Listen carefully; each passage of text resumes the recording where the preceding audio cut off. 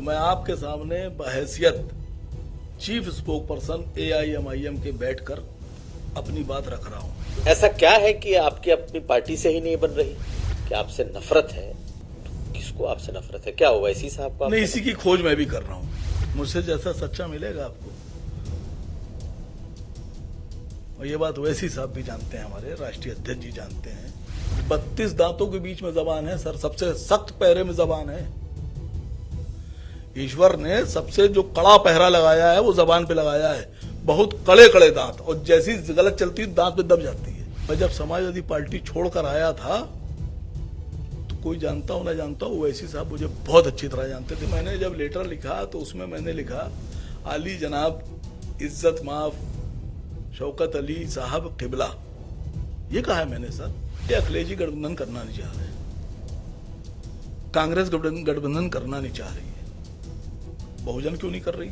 भाई मायावती तो किसी से गठबंधन नहीं कर रही है ना, और उनको मुस्लिम वोट भी चाहिए, तो उनको चाहिए वो ऐसी हिसाब से गठबंधन करें। मैं कह रहा हूं बहन जी से, आइए करिए, हकीकत मानिएगा। मेरे बारे में किसी से पूछिए, मैं 90% मोटरसाइकिल से चलता हूं, स्कूटी से, मोटरसाइकिल से। आज अगर आकाश आनंद में और चंद्रशेखर रावण में कंपटीशन करा दिया जाए पब्लिकली, जनता किससे कनेक्ट है? और मैं आपसे वादा कर रहा हूं कि मैं राजनीति छोड़कर घर बैठ जाऊंगा,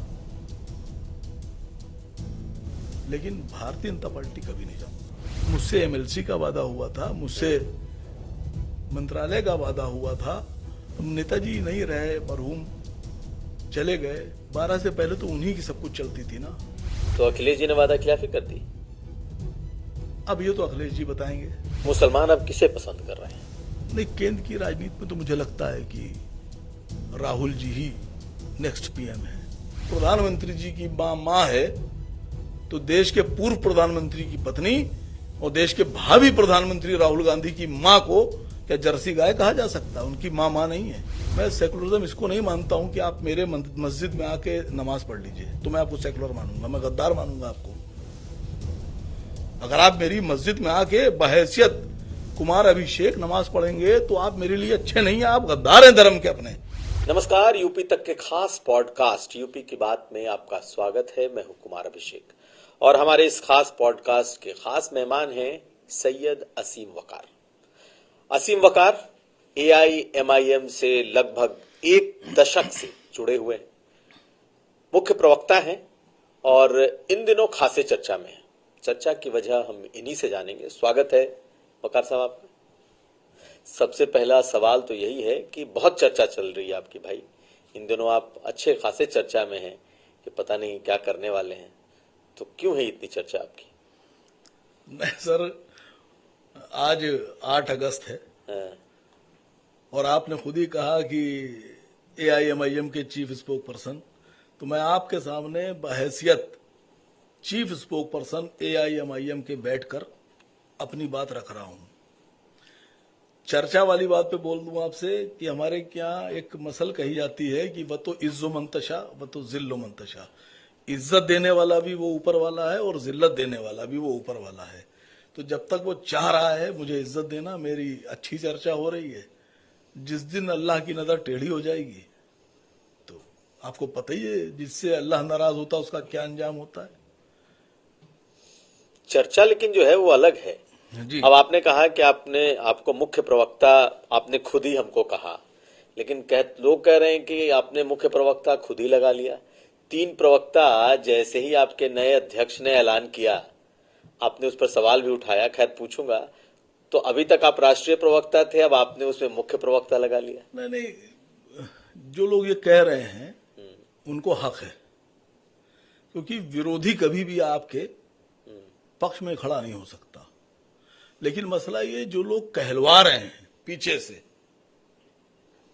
कहने वालों के पीछे भी तो एक मुंह है कि ये कहो, तो उसको सामने निकल कर आना चाहिए और एतराज करे।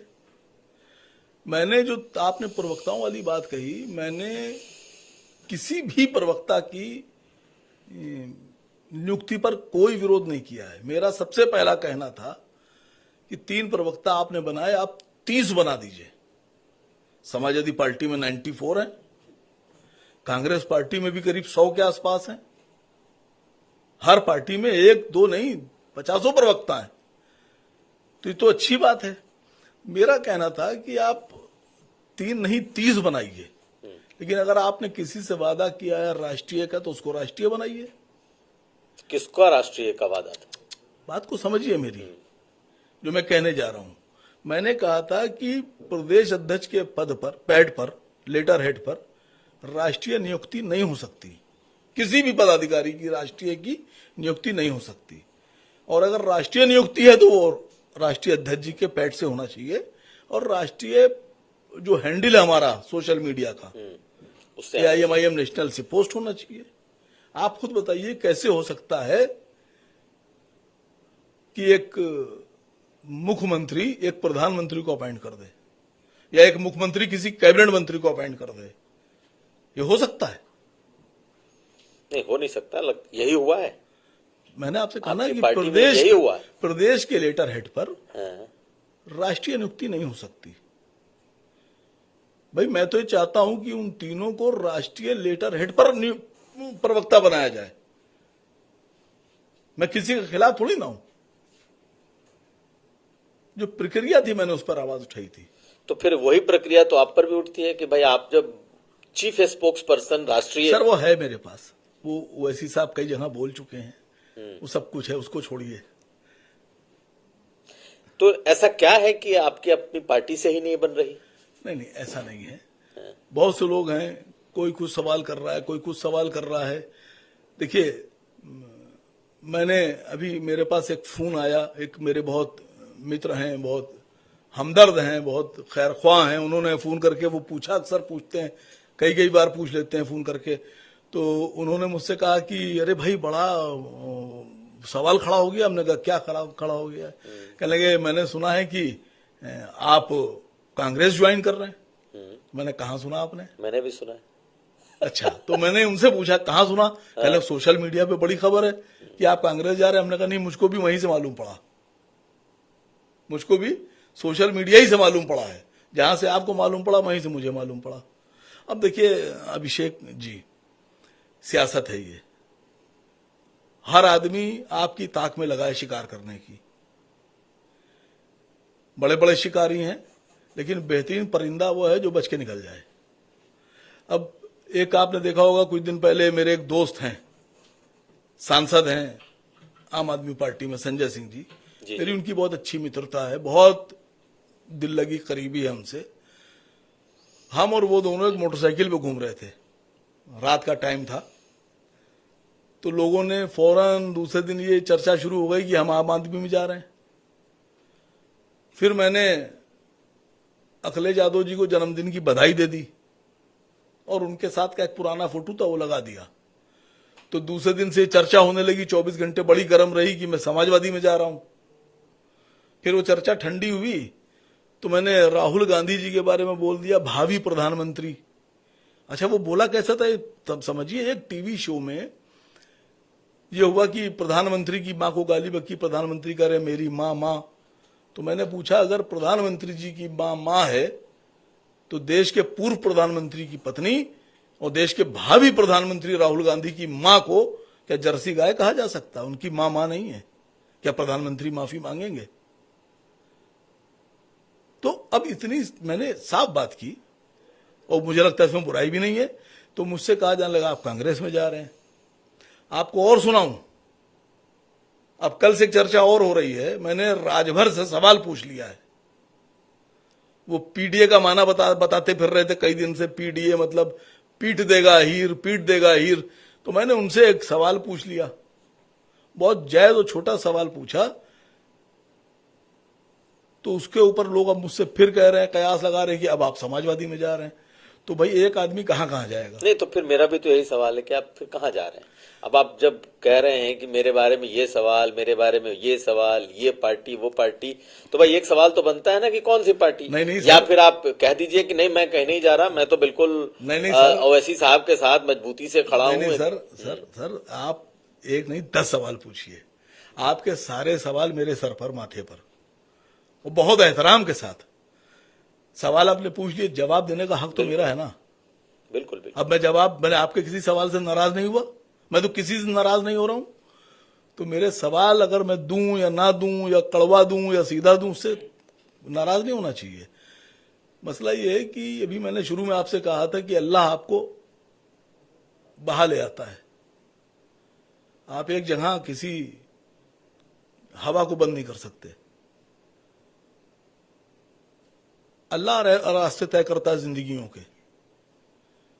हर इंसान को उसने पैदा किया है, उसने उसका भविष्य भी तय किया है।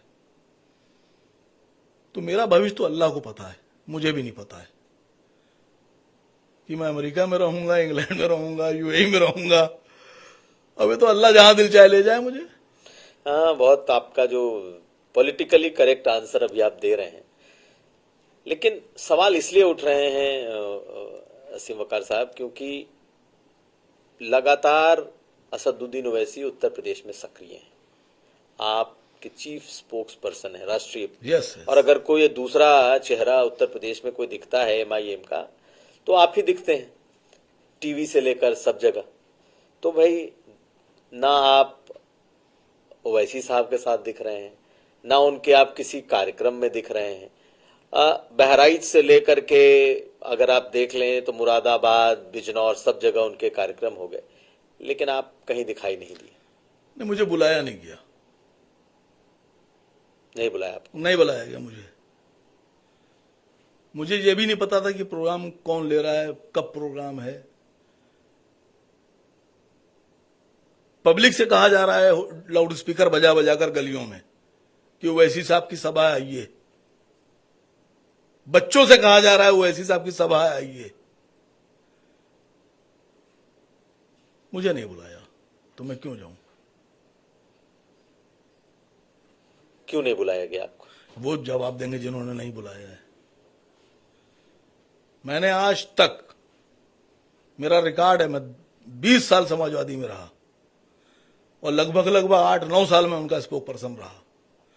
आज तक कभी नेताजी मुलायम सिंह यादव जी को, नहीं है मरहूम, और अखिलेश यादव जी को कभी ये नहीं कहना पड़ा कि ये बयान आसिम वकार का निजी बयान है, इसका पार्टी से लेना देना नहीं। मैं इतना सोच के बोलता हूं सर। मेरा मसला यह है कि मैं जानता हूं कि व्यक्तिवाद में पार्टी पहले, व्यक्तिवाद में समाज पहले, कभी नहीं कहना पड़ा। और 2017 से ये 2026 आ गया, आज तक कभी ओवैसी साहब को ये नहीं कहना पड़ा कि ये व्यक्तिगत बयान है आसिम वकार का। मैंने कभी पार्टी विरोध में कोई ऐसी बात नहीं कही जिससे पार्टी को नुकसान हो, हमारे नेता को नुकसान हो, हमारे नेता के किसी एजेंडे को नुकसान हो। कभी नहीं कहा मैंने। तो बुलाया क्यों नहीं, वही तो मैं जानना चाहता हूं। नहीं, ये तो फिर वो लोग बताएंगे जिन्होंने नहीं बुलाया। मैंने तो अपनी बात रखी है आपको। अगर मुझे यही पता होता कि क्यों नहीं बुलाया तो मैं आपको बता देता। कुछ ना कुछ तो है नफरत। तो ये नफरत क्यों? नफरत का जब आपने शब्द इस्तेमाल कर लिया कि आपसे नफरत है, तो किसको आपसे नफरत है? क्या ओवैसी साहब का? नहीं, इसी की खोज मैं भी कर रहा हूं। नहीं, ओवैसी साहब तो बढ़िया आदमी है, खोज कर रहा हूं मैं, और बहुत जल्दी खोज पूरी हो हाँ जाए। खोज पूरी हो जाएगी और बहुत कुछ नफरत के साथ साथ बहुत कुछ मिल जाएगा। यानी आने वाले समय में बहुत कुछ है जो कि सामने आने वाला है। नहीं, मैंने कहा ना, नफरत के साथ साथ बहुत कुछ खोज में मिलेगा। जब मिलेगा। हड़प्पा की तो खुदाई करेंगे आप, शौकत अली से ऐसा क्या हो गया कि जब मोहनजोदाड़ो की खुदाई करेंगे, हड़प्पा की खुदाई करेंगे, तो टूटे बर्तन भी मिलेंगे, जेवर भी मिलेंगे, उस जमाने के औजार भी मिलेंगे, उस जमाने के हथियार भी मिलेंगे। तो एक चीज खाली थोड़ी ना मिलती कि टूटा हुआ ढक्कन, पतीली भी मिलती है सर। आप जो बातें कह रहे हैं वो इशारों में तो बहुत कुछ कह रहे हैं। ये बताइए कि आपको सारी समस्या प्रदेश अध्यक्ष शौकत अली से है? सर, ये हमारी और हमारे राष्ट्रीय अध्यक्ष के बीच की बात है। मैं समझता हूं कि अभी वक्त नहीं आया है कि खुले मंच पर कुछ और कहा जाए, लेकिन यह भी सच है कि चुप नहीं बैठूंगा। भाई, मैं भी बहुत मेहनती आदमी हूं, मैंने बहुत मेहनत की है। मैं वो आदमी हूं कि जिसको झारखंड का प्रभारी बनाया गया था तो पूरे हिंदुस्तान में झारखंड दिख रहा था, पूरे हिंदुस्तान में झारखंड दिख रहा था। जो रैली मैंने झारखंड में की वो हमारी पार्टी के टॉप मोस्ट लीडर्स कहते हैं कि ऐसी रैली नहीं हुई। मैं बंगाल का प्रभारी था, मैंने बंगाल में बहुत मेहनत की, एक पहचान बनाई, और 2019 और 20 में जिन लोगों को मैंने कहा था कि ये लोग इस काबिल नहीं है कि ये एमआईएम में चलें साथ में, ये गंदे और घिनौने लोग हैं, ये बिकाऊ लोग हैं, दलाल लोग हैं, उनको मैं साथ लेके नहीं चल सकता। आज पार्टी को किनारे करना पड़ा उन लोगों को। मेरी बात अगर 5 साल पहले मानी होती तो 5 साल पहले ही कम से कम 10 विधायक बंगाल में आ जाते। ये दिल की तकलीफ बता रहा हूं आपसे भाई। जो आदमी मेहनत कर रहा है, बिल्डिंग बना रहा है, वो बता रहा है कि इस नींव में से ये वाला पत्थर हटा दो, ये खराब है, कच्चा है, ये नींव लेके ढह जाएगा। तो मैं तो सीधा साधा साफ सुथरा आदमी हूं सर, मोटरसाइकिल चलने वाला। नहीं, लेकिन जब आपने झारखंड की बात कर दी तो फिर झारखंड के प्रभारी से आपको चुनाव के पहले ही क्यों हटा दिया? हटाया नहीं था, मैंने इस्तीफा दिया था। क्यों? ये अगले सेशन के लिए रखिए ना अभी बताइए आप। अगले सेशन के लिए रखिएगा नहीं, तो बहुत अच्छी बात बताऊंगा आपको। अभी बताऊंगा तो भी कम बताऊंगा। आगे भी पूछ लूंगा, लेकिन इसमें एक सवाल भी है जी। कहा गया कि उसमें बहुत गड़बड़ियां हुई थी, आप प्रभारी थे जी, और यहां तक कहा गया कि टिकट में पैसे चल गए, क्या ऐसे आरोप थे? जिसने लगाया है बिल्कुल ठीक कह रहा है। मैं उसका मुंह चूम लूंगा सर अगर किसी ने ऐसी बात कही है। अब ये बताइए किसने कहा है तो मैं बताऊं आपसे। नहीं, किसने कहा है ये इसमें सच है नहीं, मैं आपसे पूछ रहा हूं किसने कहा है आपसे? मुझसे किसने अरे कहा? सर नहीं, अरे जिसने आपसे ये बात कही है कि झारखंड के टिकट में पैसे चले, मैं उसका मुंह चूम लूंगा सर, उसका हाथ चूम लूंगा ऐसे करके। क्या सच्चा आदमी है? कौन है, किसने कहा है? तो नहीं, अब मुझसे ये मत पूछिए किसने कहा, मुझे जानकारी है इसलिए मैंने आपसे पूछा, लेकिन आप ये बताइए। नहीं, अच्छा खाली इतना बताइए, पार्टी के आदमी ने कहा है, बाहर के आदमी ने कहा होगा? बाहर के आदमी ने कहा है। अब बाहर का आदमी पता नहीं कैसे उसको मालूम पड़ा।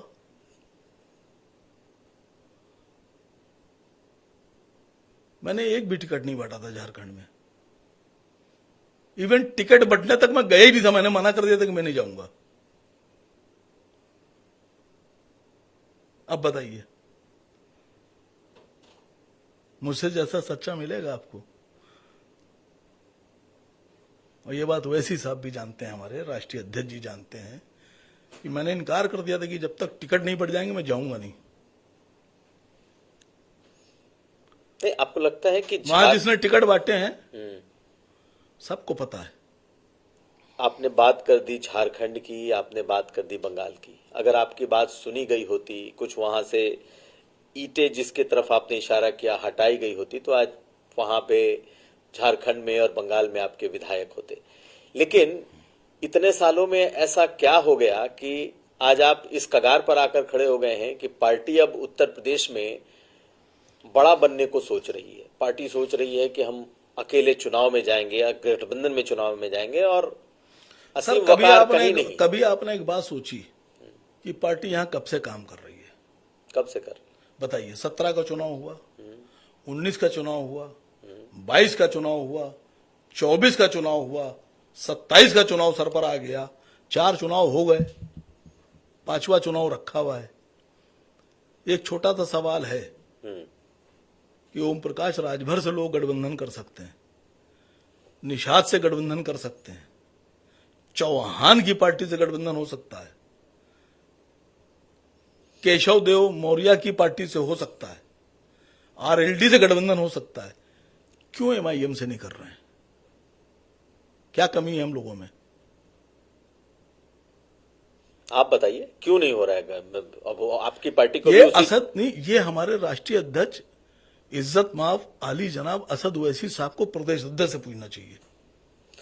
तो आप मैं प्रदेश अध्यक्ष नहीं हूं सर।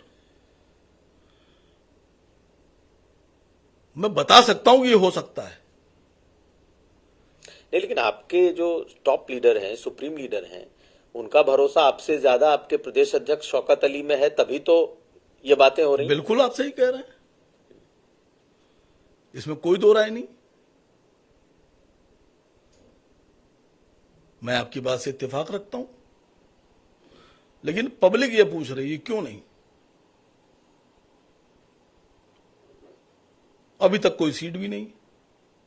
पिछले चुनाव में हमारा वोट बैंक बहुत कम था, हमारा जो वोट परसेंटेज था वो बहुत कम था, 0.5 भी नहीं थे हम। ये अफसोस की बात है सर, इतनी मेहनत के बाद ये पोजीशन, हमको इस दिशा में काम करना चाहिए, नहीं, ना कि इस दिशा में कि आसिम वकार क्या कर लेंगे। आसिम वकार आज हैं, कल नहीं रहेंगे। हो सकता है अभी निकले और घर ही ना पहुंचे, तो क्या पार्टी खत्म हो जाएगी? मसला यह है कि आसिम वकार हैं तो भी इतना घटिया परफॉर्मेंस, और नहीं होंगे तो भी। जिम्मेदार कौन है इसके लिए? अगर फौज हारती है तो कमांडर जिम्मेदार होता है सर, सिपाही जिम्मेदार नहीं होते हैं। सवाल कमांडर से पूछा जाता है। सिपाही तो रास्ते बता सकता है ना कि सर हम ऐसे चलेंगे तो जीत जाएंगे, लेकिन जो सिपाही रास्ते बताए उसी को किनारे लगा दो। नहीं, तो आपने कौन सा ऐसा रास्ता बताया था? सर ये तो स्ट्रेटेजी है, ये तो आप 1000 बार पूछिएगा तो भी नहीं बताएंगे हम आपको, क्योंकि अगर आपको बता देंगे तो एनिमी पार्टीज अलर्ट हो जाएंगी। क्या आप गठबंधन के हिमायती थे कि आपका गठबंधन कांग्रेस के साथ हो, आपका गठबंधन सपा के साथ हो? आखिर आप में ऐसी कौन सी चीज है जिसकी वजह से आपको किनारे किया जा रहा है? कौन सी ऐसी बात है कि आपको लगता है कि किनारे किया जा रहा है और ओवैसी साहब भी उसी तरफ साथ दे रहे हैं? ये ओवैसी साहब पूछेंगे तो मैं बता दूंगा, अभी पूछेंगे अभी बता दूंगा उनको। भाई आपसे मैं पूछ रहा हूं, उत्तर प्रदेश नहीं हिंदुस्तान में गठबंधन की राजनीति चल रही है, पूरे देश में। वो अब से नहीं चल रही है, पिछले 10-15 साल से चल रही है। पहले यूपीए की सरकार थी 4 से 14 तक, तो अलायंस ही तो था। उससे पहले अटल बिहारी वाजपेयी की सरकार थी, वो भी एनडीए की सरकार थी सर, अलायंस था, गठबंधन की सरकारें थी। उससे पहले जो देवगौड़ा जी, गुजराल जी, चंद्रशेखर जी प्रधानमंत्री बने हैं, वो भी अलायंस की सरकारें थी सर। तो दौर चल रहा है अलायंस का, तो अगर अलायंस के बारे में सोचा जा रहा है तो बुरा थोड़ा ना सोचा जा रहा है, बिल्कुल होना चाहिए अलायंस। लेकिन इस अलायंस के दौर में एआईएमआईएम अछूत क्यों बनी हुई है? ये तो मुझे तो स्ट्रेटेजी मेकर नहीं बनाया गया। जो लोग स्ट्रेटेजी बना रहे हैं या जिनको जिम्मेदारी दी गई है वो जवाब देंगे सर। मेरे पास जिम्मेदारी होती मैं भी खोल के बताता आपको। कहीं ऐसा तो नहीं लगता कि अग्रेसिव मुस्लिम पॉलिटिक्स इसकी एक ऐसी वजह है जिसकी वजह से न तो कांग्रेस आपके साथ सटना चाहती है और ना ही समाजवादी सर पार्टी? मैं आपको बताऊं, मैंने एक टीवी शो में एक बोला था एक बात, शायद आप ही का चैनल था या शायद नेशनल चैनल था कोई, उसमें धीरेन्द्र शास्त्री और कमलनाथ का एक बयान आया था हिंदू राष्ट्र। तो मैंने उसमें सवाल पूछा था एंकर से कि अगर धर्म के नाम पे हिंदू राष्ट्र बनाया जा सकता है, धर्म के नाम पे अगर राष्ट्र बन सकता है, तो फिर बब्बर खालसा चीफ की हत्या क्यों हुई? उसको तो धर्म के नाम पे दूसरा कोई बात करे तो आतंकवादी, और धीरेन्द्र शास्त्री बात करे तो देशभक्त। तो हर जैज हिंदुस्तानी जो वफादार हिंदुस्तानियों को मेरी बात पे गौर करेगा। अगर एक को आप सदा दे रहे हैं कि साहब तुम आतंकवादी हो, तुम्हारा मरना तय क्योंकि तुम धर्म के नाम पर राष्ट्र बना रहे हो, तो दूसरे को आप इनाम क्यों दे रहे हैं धर्म के नाम पर राष्ट्र ऐलान करने के लिए? तो उस वक्त सारे सरदारों ने मेरी तारीफ की थी। मेरे फेसबुक पर, ट्विटर बहुत जिंदाबाद के नारे आए थे। मैं ईमानदारी की बात करता हूं सर। मैंने कल राजभर से सवाल पूछा, न जाने कितने यादव जिंदाबाद कर रहे हैं कि बहुत बढ़िया आसिम भाई। मैं अभी आपसे एक बात बताऊं, मैं सेकुलरिज्म इसको नहीं मानता हूं कि आप मेरे मस्जिद में आके नमाज पढ़ लीजिए तो मैं आपको सेकुलर मानूंगा, मैं गद्दार मानूंगा आपको। अगर आप मेरी मस्जिद में आके बहैसियत कुमार अभिषेक नमाज पढ़ेंगे तो आप मेरे लिए अच्छे नहीं हैं, आप गद्दार हैं धर्म के अपने। और अगर मैं आपके मंदिर में जाके तिलक लगा के पूजा करूं तो मैं गद्दार हूं मुसलमान धर्म का। सेकुलरिज्म का सीधा सीधा मतलब यह होता है कि आपको अपने धर्म के हिसाब से, अपने रिचुअल के हिसाब से पूरी जिंदगी जीने की आजादी, कोई उसमें बाधा नहीं होना चाहिए। और यही हम मुसलमानों के साथ भी चाहते हैं। तो इसलिए लोग मुझे पसंद करते हैं सर। मुझे आप पता कीजिए, मुझे सिर्फ वही हिंदू मुझसे नफरत करते होंगे, मुझे गालियां बकते हैं, बहुत माँ बहनों गालियां बकते हैं, बड़ी धमकियां देते हैं, लेकिन वही वाले हिंदू मुझे गाली बकते हैं जो राहुल गांधी को गाली बकते हैं, जो अखिलेश यादव को गाली बकते हैं, जो तेजस्वी यादव को गाली बकते हैं, जो ममता बनर्जी को गाली बकते हैं, वही हिंदू मुझे गाली बकते हैं। सेकुलर हिंदू और देशभक्त हिंदू मेरे साथ है सर। आपने जिन नेताओं के नाम लिए, राहुल गांधी, अखिलेश यादव, तेजस्वी यादव, ऐसा लग रहा है कि आपकी जो पॉलिटिक्स है, आपकी जो राजनीति है, अब वो एमआईएम से इतर जो एनडीए ब्लॉक की पॉलिटिक्स है उसकी तरफ आप मुखातिब दिख रहे हैं। मैंने आपसे एक बात अभी कही थी, आपने उसको दरगुजर कर दिया, नजरअंदाज कर दिया। नहीं, बिल्कुल। मैंने आपसे कहा था कि मैं लगभग 8 साल तक समाजवादी पार्टी का प्रवक्ता रहा। कभी अखिलेश यादव जी को, मुलायम सिंह जी को ये नहीं कहना पड़ा कि ये आसिम वकार का निजी बयान है, समाजवादी पार्टी का कोई लेना देना नहीं, कभी नहीं कहना पड़ा। ये इस बात का संदेश है कि मैं पहले सोचता हूं, फिर उसका असर देखता हूं, फिर बोलता हूं। 32 दांतों के बीच में जबान है सर, सबसे सख्त पहरे में जबान है। ईश्वर ने सबसे जो कड़ा पहरा लगाया है वो जबान पे लगाया है, बहुत कड़े कड़े दांत, और जैसी गलत चलती है दांत पे दब जाती है। तो ईश्वर ये चाहता है कि पहले सोचिए, सबसे ऊपर आपका भेजा, फिर देखिए, फिर बोलिए। तो मैं इसका पूरा पालन करता हूं सर। और मैं जब समाजवादी पार्टी छोड़कर आया था तो कोई जानता हो ना जानता हो, वैसी साहब मुझे बहुत अच्छी तरह जानते थे, मेरी पहचान उनको थी। ऐसा थोड़ी ना है कि मैं आके बन गया यहां नेता। तो रिश्ते तो ऐसा भी नहीं है कि अल्लाह ताला ने मुझे 2017 के बाद इज्जत दी है, इससे पहले भी मैं इज्जतदार हुआ करता था। तो अब ओवैसी साहब, और भविष्य में भी इज्जतदार ही रहूंगा, भविष्य में भी इज्जतदार ही रहूंगा सर। हाँ, इज्जत में कभी कोई कमी नहीं आएगी। नहीं, क्यों आएगी सर? हम आपकी इज्जत में कमी करेंगे तो मेरी इज्जत में कमी आएगी। लेकिन आपने 2 बार एक बात कही कि कभी समाजवादी पार्टी ने ऐसा नहीं कहा है कि ये मेरा निजी बयान है। हाँ, तो क्या आपकी पार्टी ने कभी कहा? कभी नहीं कहना पड़ा, आज तक नहीं कहना पड़ा। एआईएमआईएम मैं को कभी कहना पड़ा? मैं बताऊं, नहीं कहना पड़ा, कभी नहीं। असद ओवैसी साहब ने कभी, उनको नहीं कहना पड़ा कि ये निजी बयान है इनका। आपके मैं बोलता ही प्रदेश नहीं सर अध्यक्ष को ऐसा। कभी बोलना पड़ा? जी, आपके प्रदेश अध्यक्ष ने कभी बोला? उनसे क्या मतलब है सर? वो क्या है? वो प्रदेश देखे अपना, राष्ट्रीय अध्यक्ष से मतलब है मेरा। आप कैसी बात कर रहे हैं सर? अब सुधांशु त्रिवेदी के बयान पर या भाटी साहब के बयान पर जिलाध्यक्ष बयान देगा? क्या बात कर रहे हैं सर आप? अब पवन खेड़ा की बयान पर क्या सीपी राय साहब टिप्पणी करेंगे? क्या बात कर रहे हैं सर आप?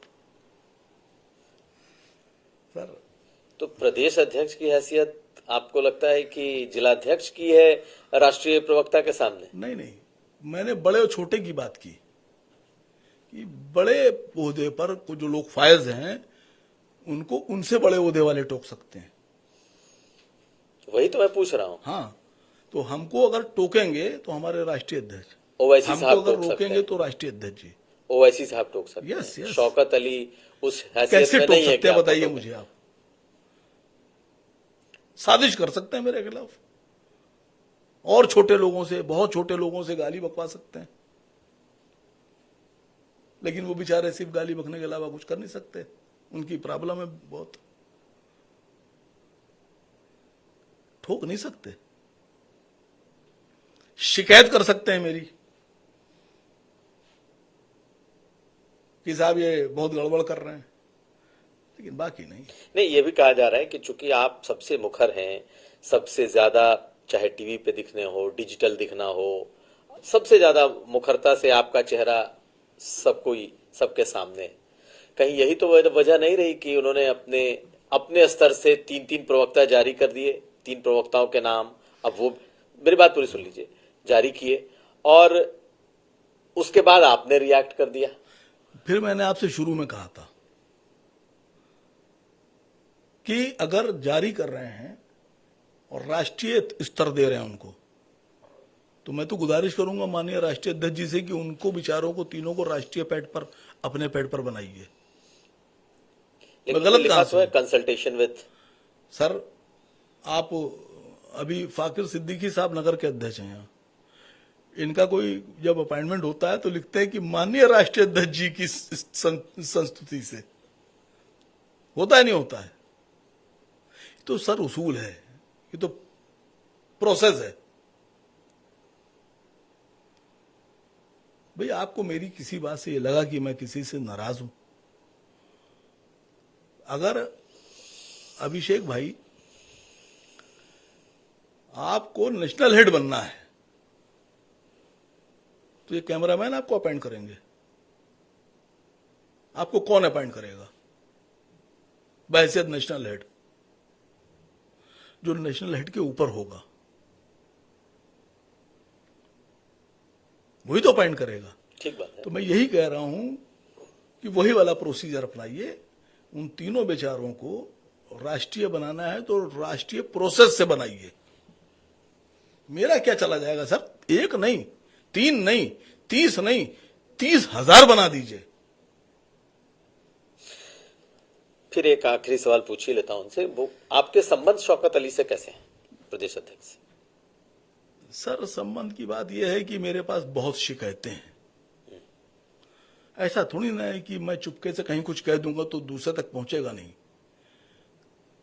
आज आपको बता दूं, खुशबू और बदबू भले ही कितने कोने में कीजिए, लेकिन वो पूरे में अपने आप फैल जाती है, नाकों तक आ जाती है, या किसी ने गंदगी की है यार। तो चाहे कितने कमरे में बैठ कर करे, सब मेरे तक आ रहा है। सब कुछ मुझे मालूम है जो कहा गया है और जो कहा जा रहा है। बहुत बड़ा दिल है सर मेरा, मैं उतावला नहीं होता सर, बिल्कुल उतावला नहीं होता, बिल्कुल भी उतावला नहीं होता, जज्बाती नहीं होता, जल्दबाजी में नहीं रहता हूं। और मेरी दुआ है कि खूब तरक्की करें, खूब आगे जाएं। आपने इतनी देर से इतनी बातें की, मैंने तो जब लेटर लिखा है तो देखिए मैंने उनको संबोधित कैसे किया है, कितना एहतराम दिया है। हाँ, वो मैंने देखा जी। एक बार फिर बोल दीजिए उसको। नहीं, मेरी गुजारिश सर ये है कि जिनका भी आपने नाम लिया, मैंने जब लेटर लिखा तो उसमें मैंने लिखा आली जनाब इज्जत माफ शौकत अली साहब किबला, ये कहा है मैंने सर। तो ये इज्जत भी है या सिर्फ इज्जत के अलावा कटाक्ष भी है? नहीं नहीं, देखिए कितनी इज्जत दी मैंने, कटाक्ष किया आप। ठीक है ना? नहीं, समझिए कितनी इज्जत दी मैंने। और मेरी गुजारिश सिर्फ यह है कि जो कहना हो उन लोगों से मत कहा कीजिए जिनसे कहते हैं वो सब पहुंचा देते हैं मुझ तक। आप सीधा बता रहे हैं उनको, सीधा उनको बोल रहे हैं। मैंने कहा ना कि गंदगी कमरे के कोने में की जाए, वो बाहर निकलती जरूर है सर, बदबू आती है। लेकिन आप भी भरे बैठे हैं। नहीं, कहां भरे बैठे हैं सर, हम तो बहुत खुश हैं। देखिए, हमारी पार्टी चाह रही है कि गठबंधन हो जाए। बुराई भी नहीं है। ठीक बात है। क्या बुराई है सर?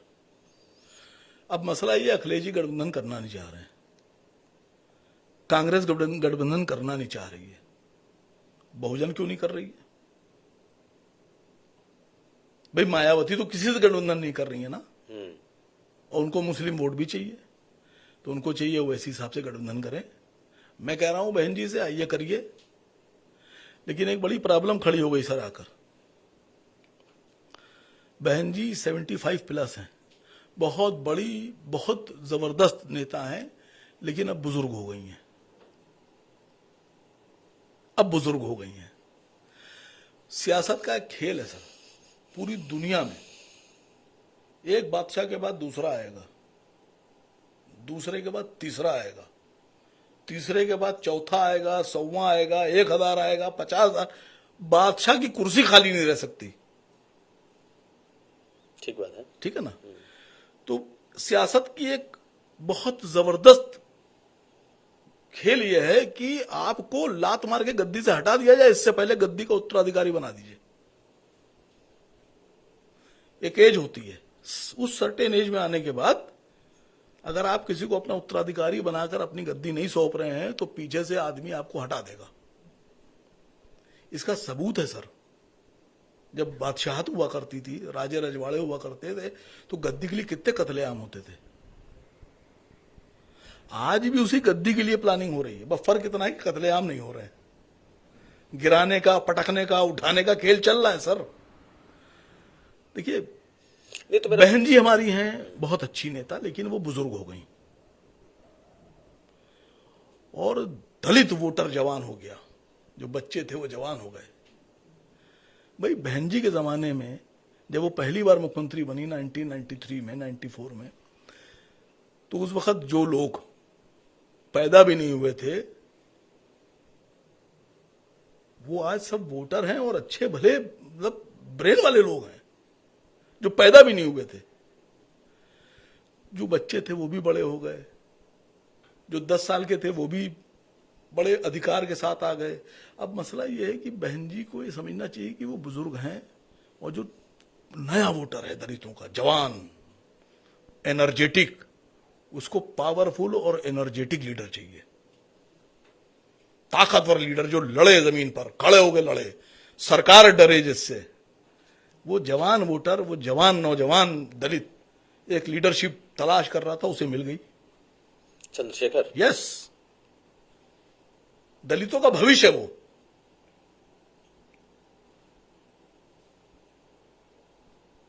आप सब, मैं सीधी सीधी बात बोल रहा हूं, मैं पब्लिक से कनेक्ट हूं, मैं जमीन पर रहता हूं सर, मैं मोटरसाइकिल से चलने वाला आदमी हूं।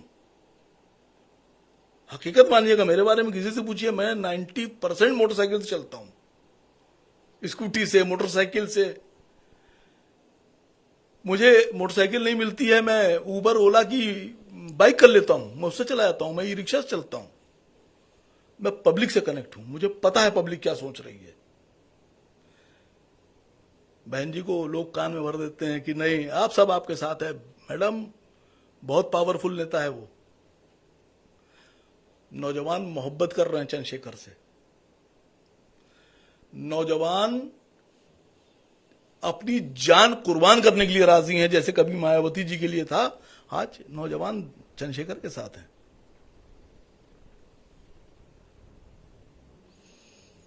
तो आप क्या चाहते हैं कि आपकी पार्टी चंद्रशेखर के साथ गठबंधन करें, या आप चंद्रशेखर के साथ चले नया जाएं? चर्चा शुरू हो गया सर। अभी तो आपने देखिए मैंने क्या कहा था आपसे कि मैं उनको लेके मोटरसाइकिल पे घूमा, आम आदमी वालों को तो नहीं, इतनी तारीफ तो मैं किसी दूसरे दल के नेता ने नहीं की है जितनी आपने कर दी। तो मेरा तो सवाल बनता है। सर खूब सवाल कीजिए, खूब सवाल कीजिए।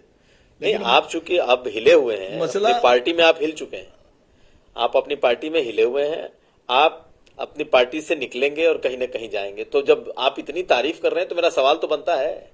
नहीं, बहुत अच्छी बात, आपने खूब सवाल किया। अब थोड़े दिन इस सवाल का असर तो देख लीजिए। अगर जो मैं कह रहा हूं गलत हो तो बताइए। आज अगर आकाश आनंद में और चंद्रशेखर रावण में कंपटीशन करा दिया जाए पब्लिकली, जनता किससे कनेक्ट है? अब सवाल आपके बीच डाल के जा रहा हूं, आपके दर्शकों के बीच में डाल के जा रहा हूं कि अगर आकाश आनंद और चंद्रशेखर का कंपटीशन कराया जाए सियासी, तो पब्लिक कनेक्ट किसके साथ ज्यादा है? नहीं, चंद्रशेखर की तो सियासत में बेड़ियां हैं। आकाश आनंद की, आकाश आनंद को उस तरीके से खुले तौर पर सियासत करने की इजाजत कहाँ है? जब आकाश आनंद आए थे तब काफी अग्रेसिव थे। सारी बात तो आप खुद ही कह दे रहे हैं सर। नहीं, मैंने कवर किया इसलिए मैं कह रहा हूं। मैं कहता हूं आपको सब पता है सर। तो मेरा तो सवाल आपसे है कि आप इतनी तारीफ कर रहे हैं तो क्या आप चंद्रशेखर के साथ जाएंगे? देखिए, भारतीय जनता पार्टी की सरकार को अगर कोई हटाना पूरी ताकत से चाहता है तो वो आसिम वकार। और मैं आपसे वादा कर रहा हूं कि मैं राजनीति छोड़कर घर बैठ जाऊंगा, लेकिन भारतीय जनता पार्टी कभी नहीं जाऊंगा। मैं अकेला ऐसा आदमी हूं कि जिसके बयान से बीजेपी को नुकसान होता है, फायदा नहीं। भारतीय जनता पार्टी ऐसा माहौल बनाती है कि वो कुछ ऐसे काम कर देती है जैसे जो भी उसका विरोध करेगा तो उसको फायदा होगा। अब वो कांवड़ियों पे फूल बरसा रहे हैं, पैर दबा रहे हैं, तेल मालिश हो रही है, आप सब देख रहे हैं। अब जिसने विरोध किया वो समझ लिए कि बीजेपी को फायदा। आप विरोध नहीं करते? मेरा कोई बयान ही पूरे 10 साल में ऐसा नहीं होगा सर। कोई बयान ऐसा ना बता दीजिए मुझे जिससे बीजेपी को फायदा हुआ हो। मैं अकेला आदमी हूं। मेरे वीडियोस हमारे अपोजिशन जो है, यानी सरकार की जो अपोजिशन है, वो लोग डालते हैं। क्यों डालते हैं? मैं थोड़ी ना कहता हूं उनसे।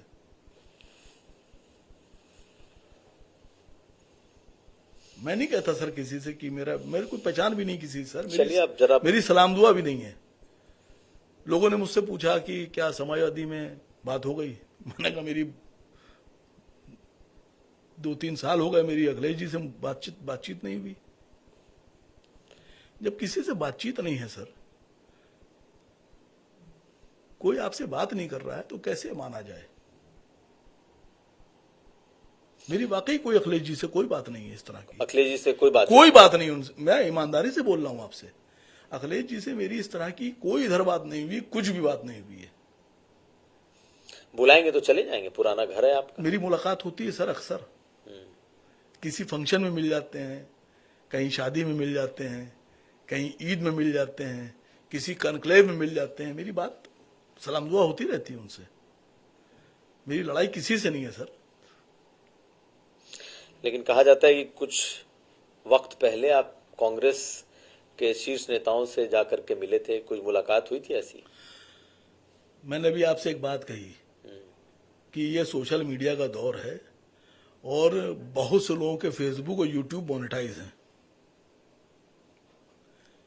सबके मोनेटाइज हैं, फेसबुक, इंस्टाग्राम, यूट्यूब। और हर लोग जिनके मोनेटाइज हैं वो अपने वीडियो और पोस्ट डाल के कमाई कर रहे हैं।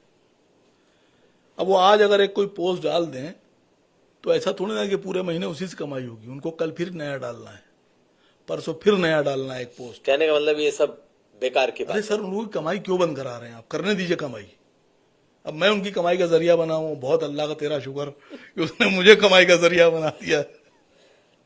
समाजवादी पार्टी आपने क्यों छोड़ी? प्रॉब्लम्स थी सर। क्या? मुझे जो वादा किया गया था नहीं दिया गया था। वो वक्कल नवाब को दे दिया गया। अब कुछ भी कहिए, लेकिन मुझे नहीं दिया गया था। क्या वादा किया गया था? जो सियासत में होता है, मुख्यमंत्री बनना नहीं मुझे, वो तो वही बनेंगे। प्रधानमंत्री भी कभी नहीं बनना है सर। मैं तो 543 वालों में हूं और 402 वालों में हूं, 403 वालों में। आपको टिकट का वादा किया गया था, आपको एमएलसी का वादा किया, क्या कहा गया था जो आपको नहीं दिया? सर, मुझसे एमएलसी का वादा हुआ था, मुझसे मंत्रालय का वादा हुआ था। नेताजी नहीं रहे, मरहूम चले गए। 12 से पहले तो उन्हीं की सब कुछ चलती थी ना। 12 के पहले तो लोग यही कहते थे यही मुख्यमंत्री बनेंगे। तो मेरे जो कुछ भी वादे थे वो सब उन्हीं से थे। यार आपने तो 2017 में छोड़ी ना। 5 साल अखिलेश जी हाँ। के साथ तो रहे, हाँ बिल्कुल रहे। तो अखिलेश जी ने वादा खिलाफी कर दी। अब ये तो अखिलेश जी बताएंगे कि क्यों उन्होंने वादा खिलाफी की। हाँ। सर लेकिन रास्ते रुकते नहीं है सर, चलते रहते हैं। लेकिन आपको मलाल है सपा छोड़ने का?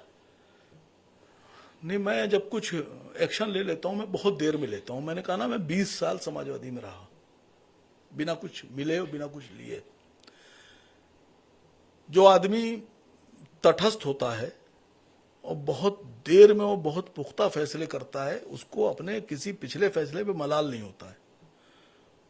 मैं फौरन कोई एक्शन ले लूं, कोई फौरन बात कर लूं, तुम्हारे यार ये गलत हो गया, तो सोचना चाहिए था।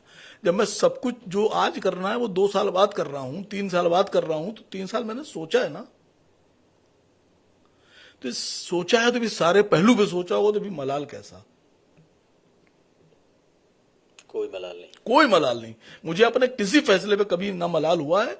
और मैं अल्लाह से दुआ करता हूं, या अल्लाह ताला मुझे ऐसे फैसले करने की कुव्वत अता करना कि मैं कभी अपने फैसले पे मलाल ना करूं।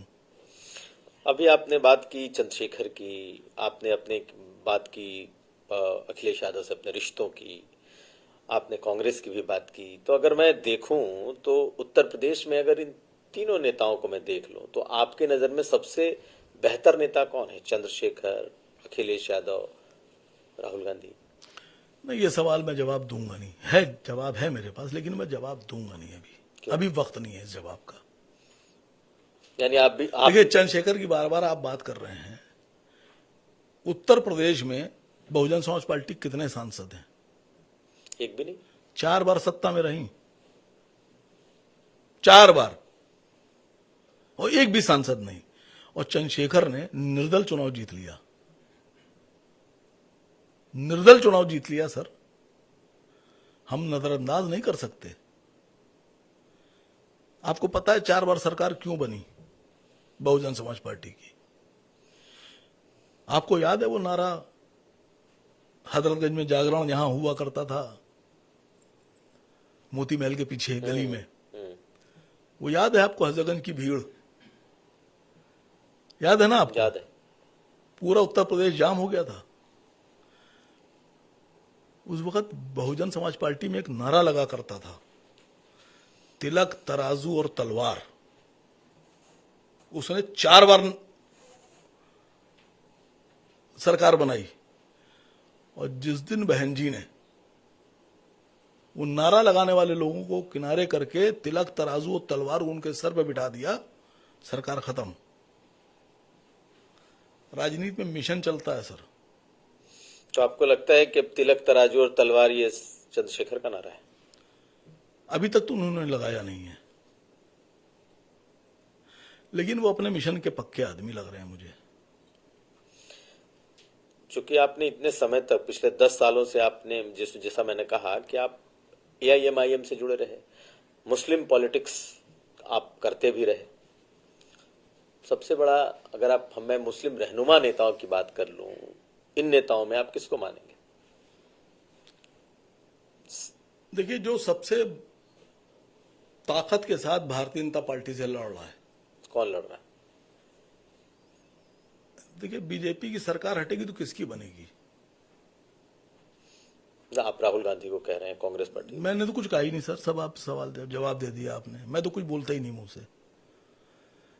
मैंने आपसे छोटा सवाल पूछा कि बीजेपी की हटेगी तो किसकी बनेगी?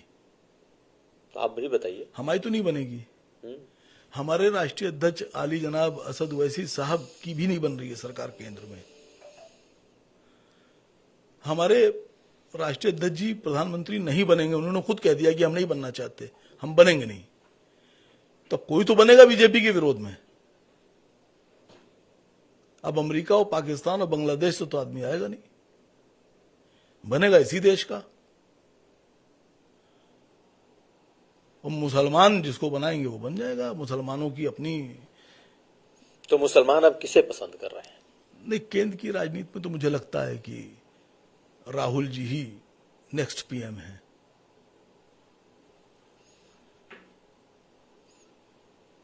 तो जो कांग्रेस पर इतने सालों तक, मुरादाबाद से मलियाना तक के आरोप आप लोग करते रहे, आपको लगता है कि अब वो आरोप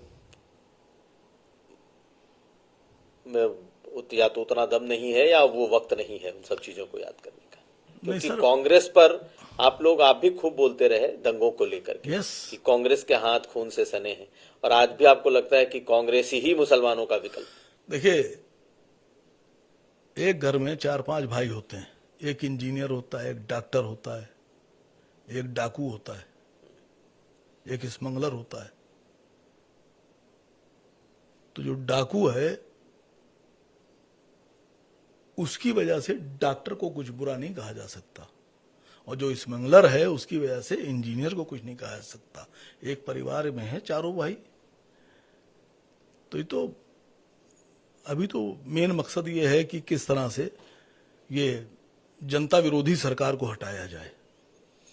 तो और इस जनता विरोधी सरकार को हटाने में आपका जो रास्ता है वो क्या होगा? मैं शुरू से जहां था वहीं हूं। आप राहुल गांधी को प्रधानमंत्री बनाने में अपनी ताकत, अपनी ऊर्जा लगाएंगे? नहीं, मैं जहां हूं वहीं हूं, और मैं अकेला नहीं, बहुत से मुसलमान इस मिशन में लगे हैं कि बीजेपी को हटाया जाए। बहुत से दलित इसमें लगे हैं, बहुत से अपर क्लास भी लगे हैं, और अब तो बहुत से वो भी लोग लग गए हैं जिनको भारतीय जनता पार्टी जिंदाबाद जो करते थे और उन्होंने उनको बीजेपी ने कुछ नहीं दिया, बेचारे वो भी लग गए लाइन में। वो भी चाहते हैं बीजेपी हट जाए। नहीं, तो इसमें आपकी क्या भूमिका होगी? मेरी भूमिका, मैं बीजेपी के विरोध में पूरी तरीके से।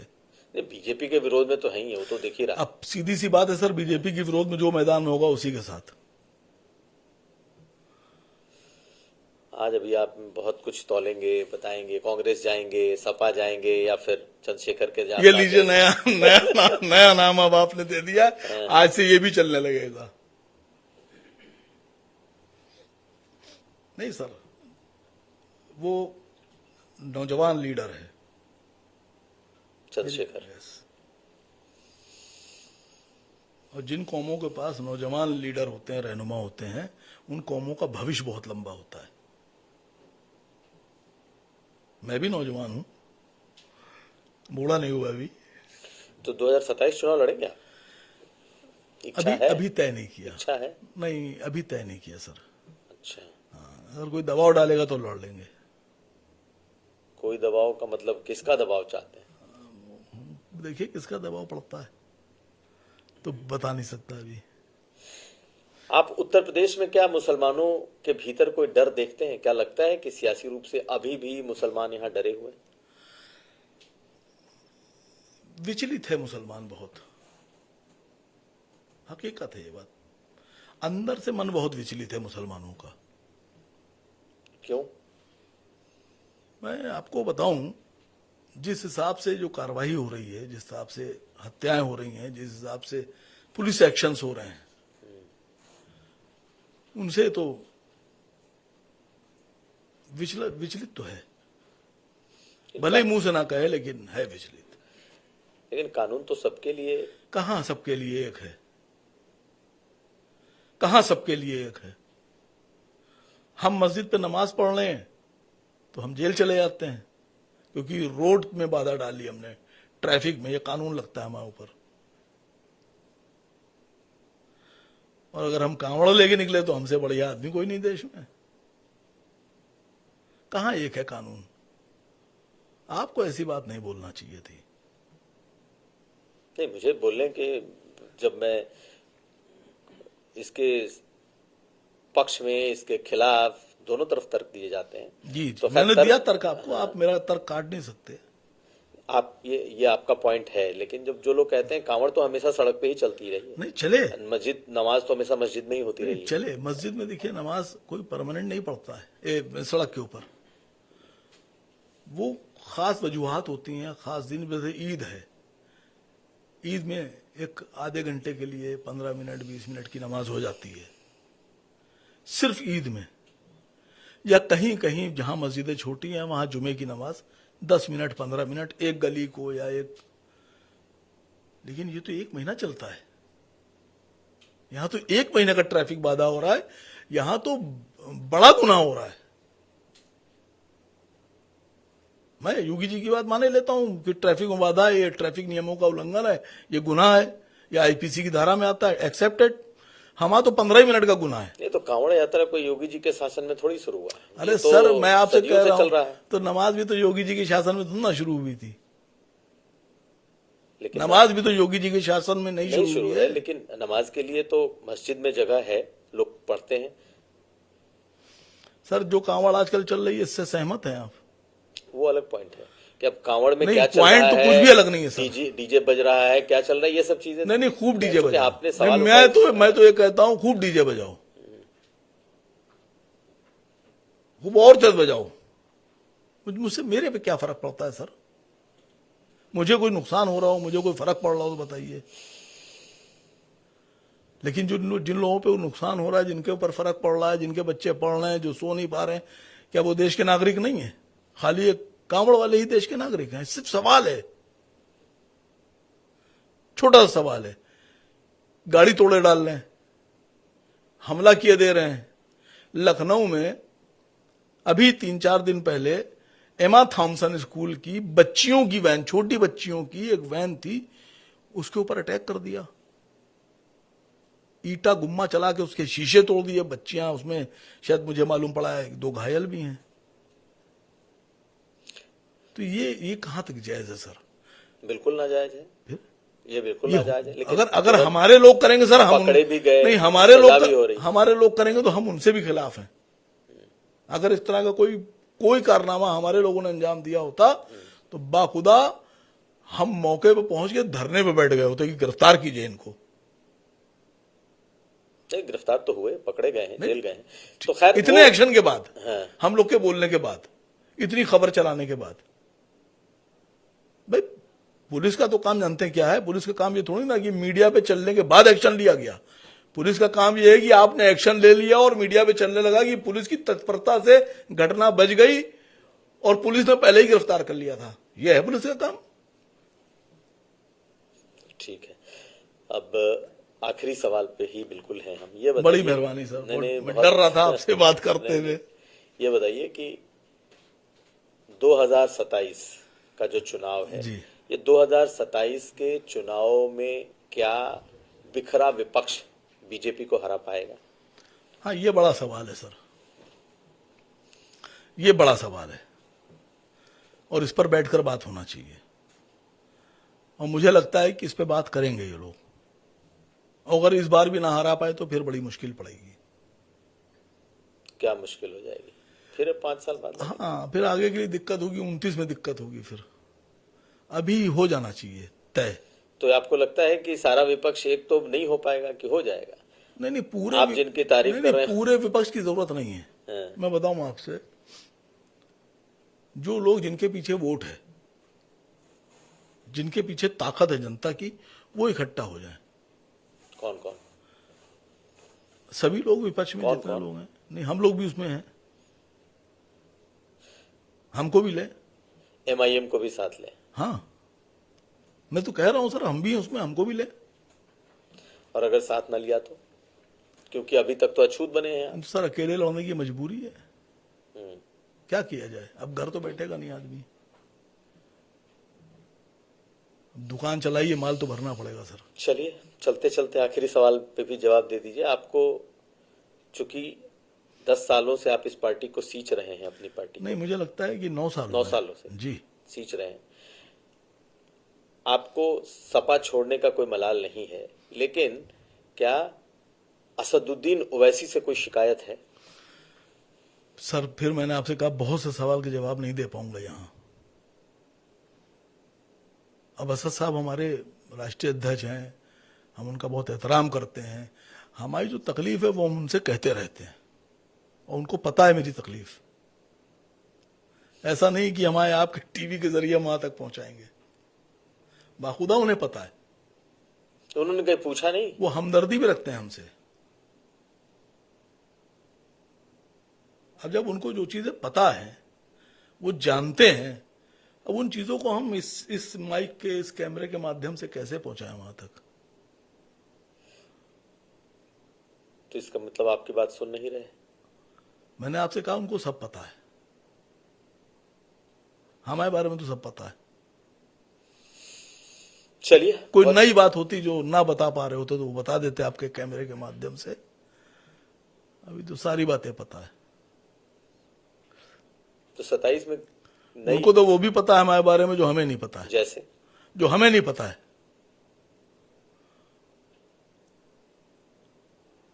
नहीं, बहुत से लोग कान भरने वाले हैं सर, सब बहुत से लोग हैं। अभिषेक भाई, सियासत में बताऊं आपसे, जो आपने नहीं किया है वो भी बता दिया जाता है। तो कान के कच्चे हैं। नहीं नहीं, कान के कच्चे की बात नहीं, ये हर पार्टी की उसूल है कि जो कुछ नहीं कर सकता है वो गीबत बहुत अच्छी करता है। जो कुछ नहीं कर सकता है वो गीबत बहुत अच्छी करता है। गीबत समझ गया ना? आप बताइए। गीबत बोलते हैं एक दूसरे के कान भरना और अच्छे आदमी की बुराई करना। तो आपका जी ये भर, बहुत, सुनिए, बहुत बढ़िया है ये। और हमारे यहाँ इस्लाम में गीबत करने वाले को दोज़की कहा गया है, मुनाफिक कहा गया है। और जिसको मैं कह रहा हूं समझ गया, वो बहुत बहुत खतरनाक गीबत करता है, क्योंकि वो काम नहीं कर सकता। गीबत वही करेगा जो कमबख्त काम नहीं कर सकता। नहीं, जब काम की बात कर दी तो एक और सवाल है। आपके बारे में भी कहा जाता है आप तो जमीन पर काम ही नहीं करते, आप तो टीवी, डिजिटल और वो नेता हैं जो टीवी के नेता हैं। तो आप पर भी यही सवाल उठता है कि जमीन पर काम करने वाले तो है ही नहीं। वो आसिम पिछले 10 दिन से दिख रहा है, जिसके साथ जनता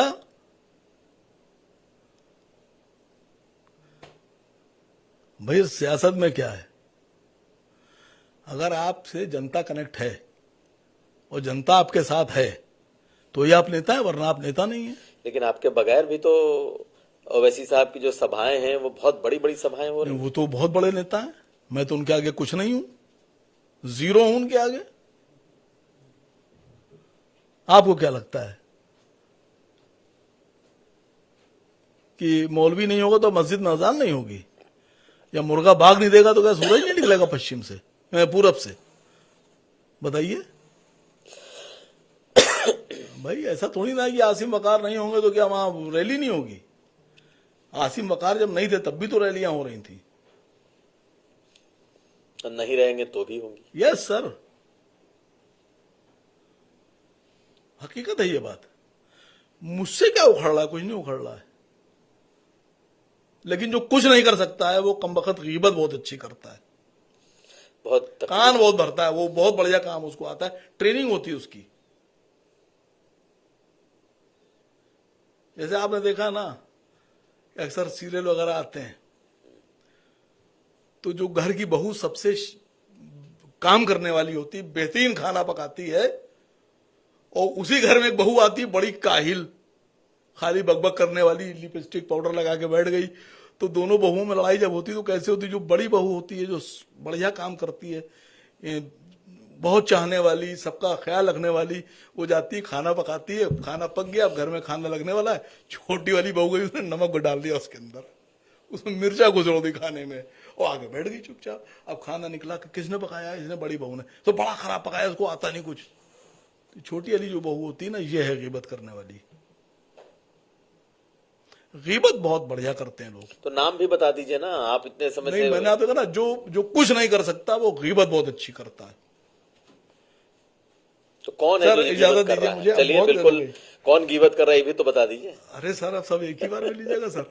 ठीक है सर, चलिए, बहुत शुक्रिया। बहुत शुक्रिया, थैंक यू सर। आसिम वकार साहब, तो आज के हमारे इस खास पॉडकास्ट में आसिम वकार, जो कि एमआईएम के बड़े चेहरे हैं, टीवी से लेकर पार्टी तक में सबसे ज्यादा दिखने वालों में है, आज उन्होंने बहुत सारी बातें कही। पार्टी के भीतर खुद क्या सोचते हैं, कहां जाएंगे, लेकिन अभी भी बहुत सस्पेंस बाकी है। तो अगली बार किसी नए शख्स से फिर मुलाकात होगी, तब तक दीजिए इजाजत। देखते रहिए यूपी तक।